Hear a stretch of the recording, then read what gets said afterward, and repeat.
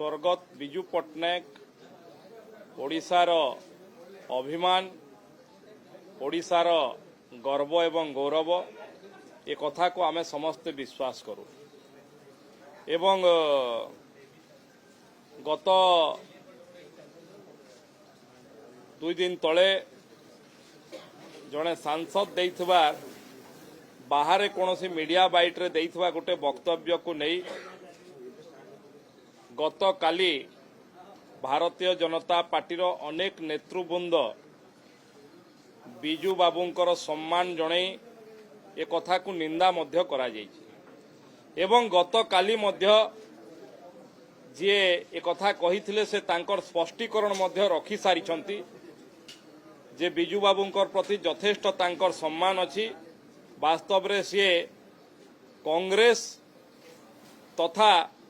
नेहरू गांधी परिवार रो उपरे ए कथा कहिथिले एवं बिजू बाबूंको उपरे तांकर कोनोसी भावना भूल नहीं एवं यथेष्ट सम्मान अछि ए कथा काली से कहि सारिछंती एवं आपण माने जानिथिबे जे बिजू बाबूंको जदि किए वास्तव रे राष्ट्रीय राजनीति रे सम्मान रो सहित देखुतला हेले आपण माने तत्कालीन प्रधानमंत्री भारत रत्न अटल बिहारी वाजपेयी वक्तव्य को देखिथिबे एवं तांकर व्यवहार को देखिथिबे।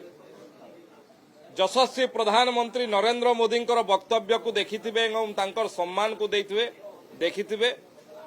राष्ट्रीय राजनीति रे भारतीय जनता पार्टी बिजू बाबू को सबुबले सम्मान करे एवं तांकर सम्मान बढ़ाइबारे मध्य सबुबले भूमिका रे रहिछि। किंतु आज जो दल सांगरे मिसिकी ये कथा गृह भितरे करूछंती ये निश्चित भाव रे बिजू बाबूंकर आत्मा को कष्ट दउथबो जे बिजू बाबू जीवन तमाम अण कांग्रेस राजनीति रो जणे पुरोधा भाव रे सारा भारत वर्ष रे सी समस्तंकर श्रद्धार पात्र सम्मान रो पात्र होइतले। किंतु आज तांकर सुपुत्र पूर्वतन मुख्यमंत्री नवीन बाबू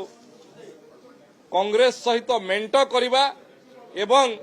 कांग्रेस सांगरे मिसिकी ताकू विरोध करिया निश्चित भाव रे तांकर आत्मा को कष्ट दउथबो। आमे समस्ते बिजू बाबू को सम्मान करू। बिजू बाबू ओडिशार स्वाभिमान ओडिया अस्मितार जने प्रतीक आमे निश्चित भाव रे ताकू सम्मान करछु एवं जे वक्तव्य दैथिले ताकू गतकाली निंदा मध्य करा जायतिला से वक्तव्य रु स्पष्टीकरण रखि सारले।